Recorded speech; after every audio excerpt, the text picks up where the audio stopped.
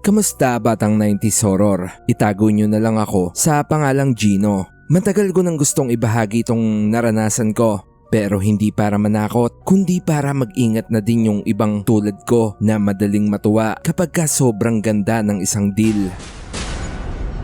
Call center agent ako sa BGC. Syempre, night shift ang schedule ko. Noong una, uwian ako araw-araw. Bulacan pa kasi ako nakatira noon. Nakakapagod. Minsan 4 na oras na ang nauubos ko sa biyahe pa lang. Kapag ka may overtime, halos wala na akong tinutulog. Kaya sabi ko sa sarili ko, kailangan ko nang humanap ng matitira na malapit sa opisina. Hindi naman kailangan ka ako na malaki, basta tahimik at kasya lahat ng gamit ko. Lalo na yung collection ko ng mga action figures. Mahilig kasi talaga ako ron. Kapag ka may bagong release, pag-iipunan ko talaga. Iyon yung hobby na talagang nagpapasaya sa akin. Isang araw may nakita akong condo for sale. Metro Manila, halos walking distance lang sa trabaho. Pagkakita ko sa presyo, napaisip talaga ako. Mas mura siya kumpara sa ibang unit na tinignan ko dati. Sa isip ko baka nagmamadali lang yung may-ari kaya ibinenta ng mababa. Hindi na ako nagdalawang isip. Pagkalipat ko doon, pakiramdam ko talaga naka-jackpot ako. Tahimik yung building, maayos yung lobby. Magalang din yung guard na lagi kong naaabutan kapag ka madaling araw. Dahil kakaunti pa lang yung gamit ko, mabilis naman akong nakaayos. Pero may isang bagay akong gustong unahin. Yung display ng mga action figures ko. Ayoko kasi silang nakatago lang sa kahon. Mas gusto kong nakikita ko sila pagka umuwi ako galing trabaho. Parang reward ba pagkatapos ng sunod-sunod na calls mula sa mga irritableng tao. Imbis na bumili ng mamahaling shelves, ako na nga lang yung gumawa. Mahilig kasi akong mag-DIY.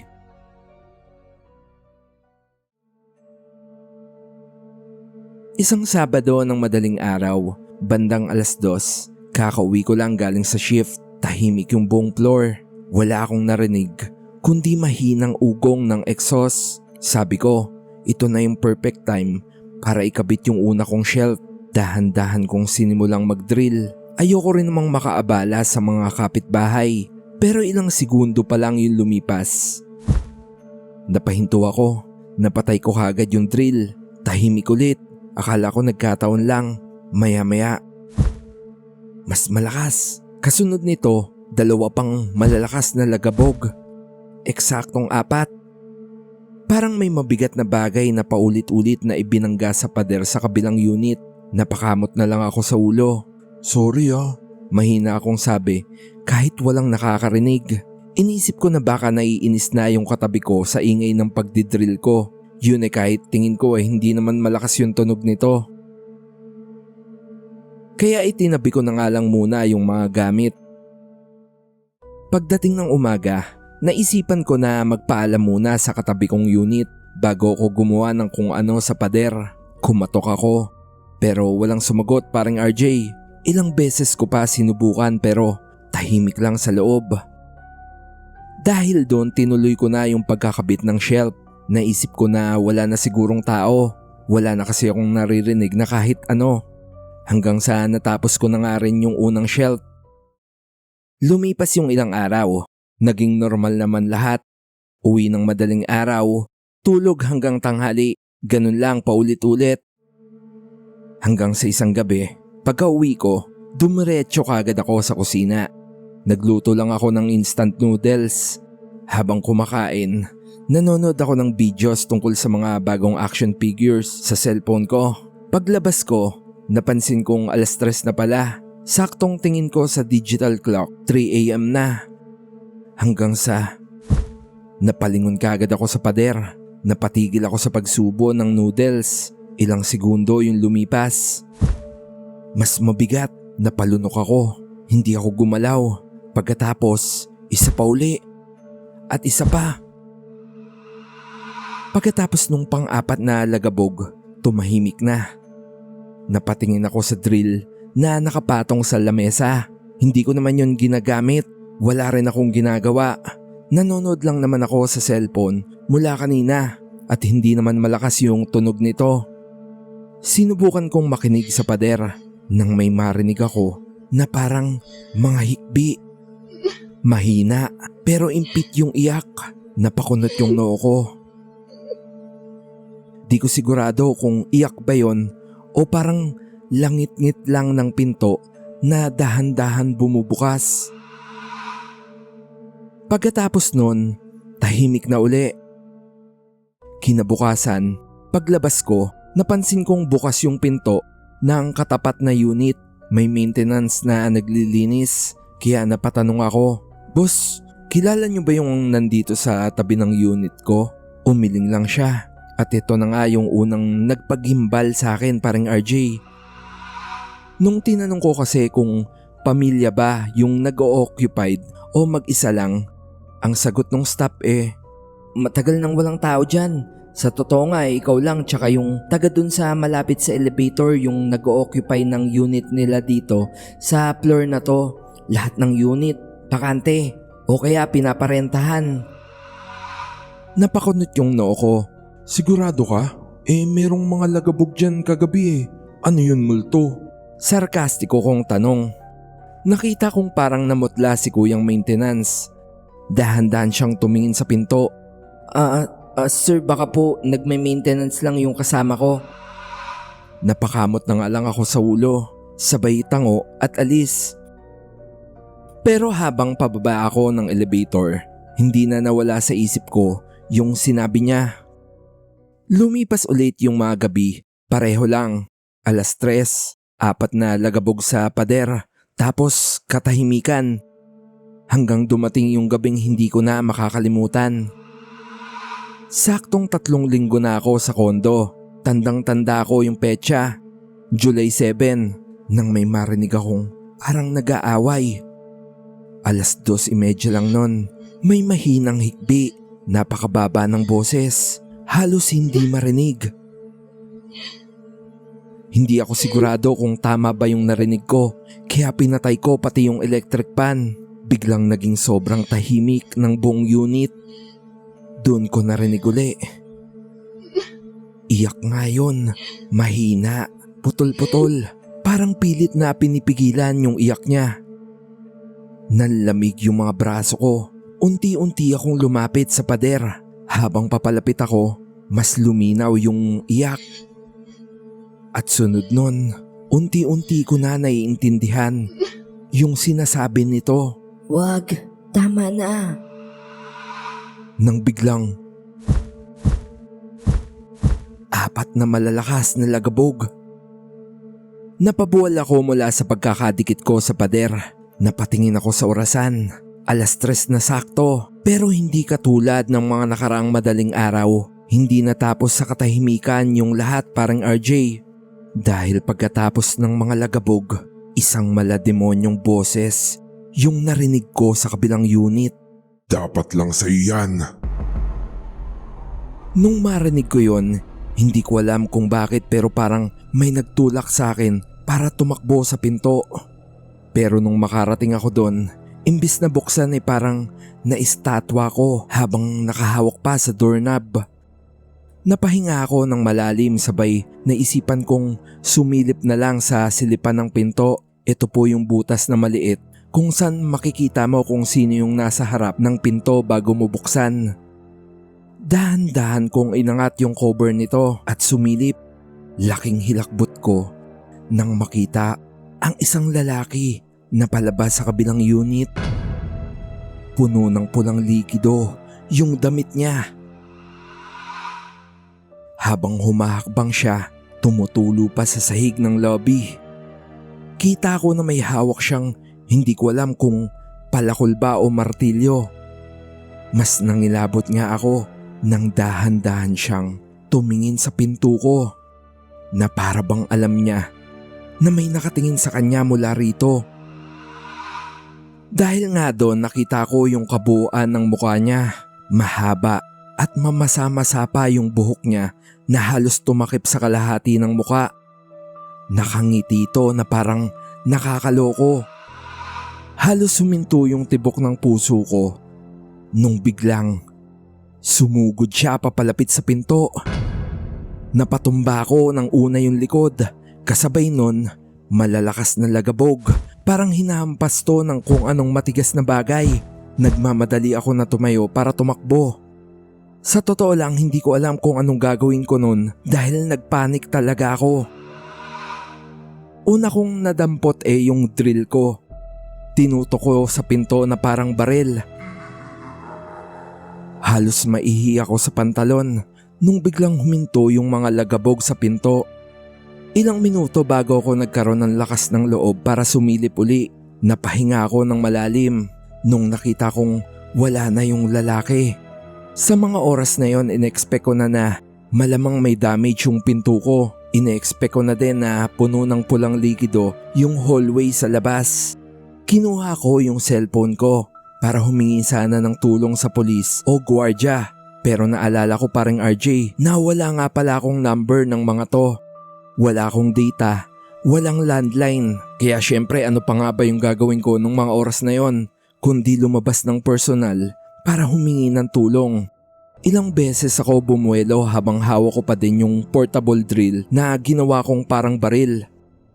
Pagbukas ko ng pinto, nanlaki yung mata ko dahil malinis yung paligid. Ultimo yung pinto ko, wala kahit gasgas. Kahit sigurado ko na pinaghampas yun ng kung ano nung lalaki. Lumingon-lingon ako pero wala kahit ano. Kahit yung pinto sa kabilang unit na pinanggalingan ng tunog, nakasarado lang at parang wala lang. Ilang minuto din akong nakatayo sa harap ng unit ko nun at pinag-isipan ko kung bababa pa ba ako sa lobby hanggang sa minabuti ko nga na bumalik na lang sa loob ng kondo ko. Hindi na ako nakatulog ng gabing yon parang RJ. Kinabukasan, pagbaba ko ng lobby, nadatnan ko yung guard na lagi kong binabate. Ngumiti siya, lumapit ako sa mesa niya. Boss, magtatanong lang sana. Totoo bang walang nakatira sa dalawang katabi kong unit? Tumingin muna siya sa logbook pagkatapos sumagot. Double check ko po Wala po dito yung isang logbook sa mga unit sa floor nyo May problema po ba sir? Nagdalawang isip ako. Pero naisip kong mas mabuti nang magmukha akong praning kesa gabi-gabi kong maranasan yung mga nangyayari rito tas wala naman akong sagot sa kung ano ba yon. Boss, pwede bang patignan mamayang gabi? Parang may something kasi dun. Ano pong ibig niyo sabihin sir? Kasi parang may nag-aaway lagi doon na mag-asawa. Tas tuwing madaling araw. Basta boss, baka pwedeng padaanan na lang. Napatingin lang siya sa akin pero tumango siya pagkatapos. Sige po sir. Buong shift ko nun, hindi ako mapakali. Kahit may calls ako, paminsan-minsan napapatingin ako sa orasan. Parang ang bagal ng takbo ng gabi. Hindi ko na nga nahintay yung uwian. Nag-early out ako nun. Nga pala parang RJ, alam ko napaisip din kayo kung bakit hindi ko na lang iwan yung kondo. Kung sa tingin ko na may kakaibang nangyayari ron. Bale hindi naman kasi ganun kadaling humanap ng malilipatan, 'di ba? At isa pa, sobrang convenient sa akin ng place na yon, kaya talagang gustong-gusto ko gawa ng paraan. Kailangan ko lang naman talaga masagot yung kung ano ba yung meron sa kabilang unit. Kung mag-asawa na nag-aaway lang o kung multo na ba yon. Pagdating ko sa lobby, binati ako nung manong guard. May kasama siya na isa pang gwardya. Sir, nakausap na namin yung occupant. Napatingin ako sa kanya. Tulog lang daw po sila. Hindi naman daw sila nag-aaway. Pasensya na po. Napakamot ako sa ulo. So, meron po pala talagang tao ron? Opo, mabait naman yung mag-asawa. Nagsorry pa nga Hindi na nga ako nagsalita. Baka nga tamang hinala lang ako. Baka nagkataon lang talaga na nag-aaway sila kagabi o nag-uusap ng malakas. At kung ano man yung dahilan ng 4 na lagabog, wala na din naman akong pake. Basta alam ko na meron naman talagang tao sa katabing unit at hindi yun multo, katulad ng sumasagi sa isip ko. Hindi ko na rin inabala sila kuya. Nilibre ko pa nga silang dalawa ng energy drink at tinapay mula sa nagtitinda sa sidewalk ng condo building namin. Pagbalik ko sa unit, meron pa ding gumugulo sa isip ko. Pero pinilit ko na gawing normal na yung pamumuhay ko hanggang sa lumipas yung 2 araw.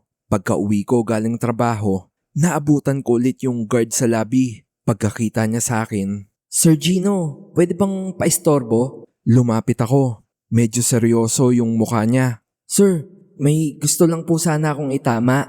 Napakunot yung noo ko. Nung isang gabi, nagkamali po kami.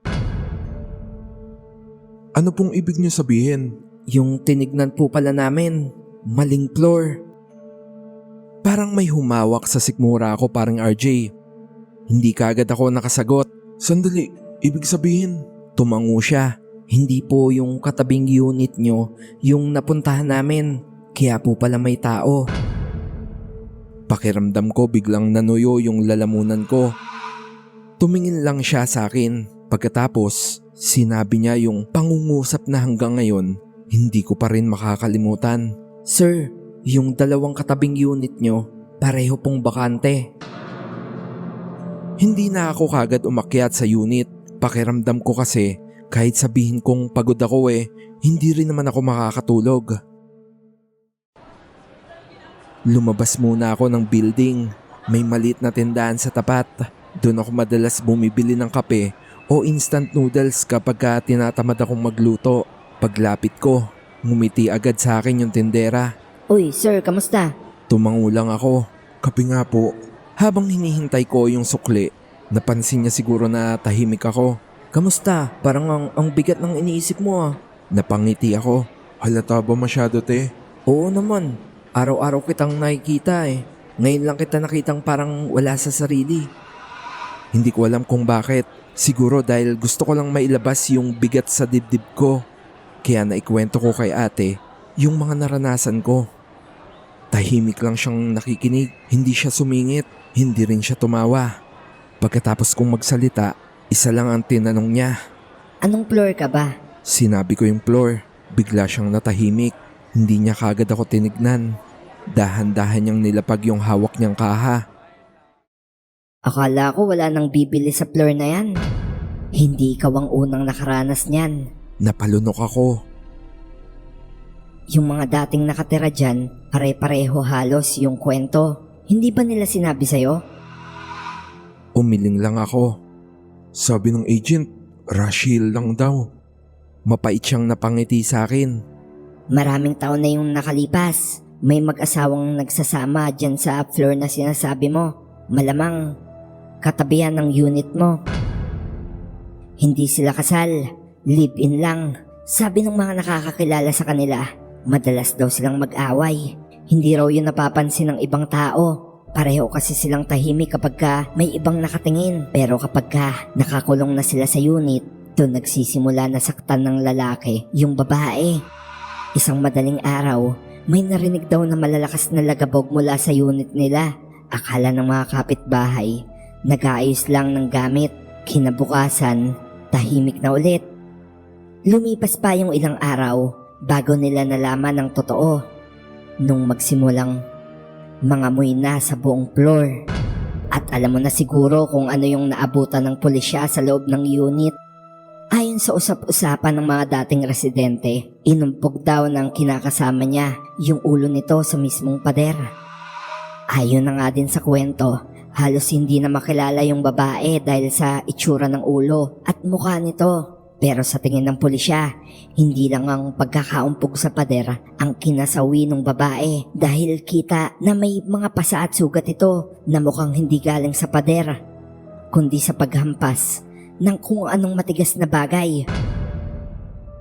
Hindi ko na malayang mahigpit na pala yung hawak ko sa baso ng kape. Ate, anong nangyari dun sa asawang lalaki? Nahuli ba ng mga pulis? Tumingin sa akin ng seryoso si ating tindera. Hindi siya nakulong. Dahil ilang araw yung lumipas, natagpuan din yung katawan nito sa rooftop. Wala nang buhay. Hawak pa din yung maso. Nanlaki yung mata ko sa kwento ni ate, lalo sa huling detalye na binitawan niya. Ang pinagtataka ng mga nag-imbestiga, yung lalaki, nung makita nila yung katawan oras pa lang daw halos yung dumadaan nung nawalan ito ng buhay. Ibig sabihin daw, ilang araw itong nagpagala-gala sa condo building. Nung panahon na yon, bago ito humantong sa pagtapos ng buhay niya o baka namatay daw sa gutom. Napaupo na nga lang ako sa kalsada dahil sa kilabot. Mas matindi pala to kaysa sa inaasahan ko. Hindi na nga ako naghintay ng isa pang gabi. Kinaumagahan pa lang, naghanap na kagad ako ng malilipatan. Kahit renta lang, mas mahal man o mas maliit, ang mahalaga, tahimik. Nakahanap din naman ako kagad. Hindi na walking distance sa opisina. Mas malayo ng kaunti, pero mas mahimbing na ulit yung tulog ko. Minsan naiisip ko pa rin yung lumang kondo. Hindi ko alam kung may nakatira na ba ulit doon. At sana kung meron man, sana sinabi na sa kanya yung totoong nangyari sa lugar para ma-ready niya na o nila yung sarili nila. Maraming salamat Batang 90s Horror at more power sa channel nyo.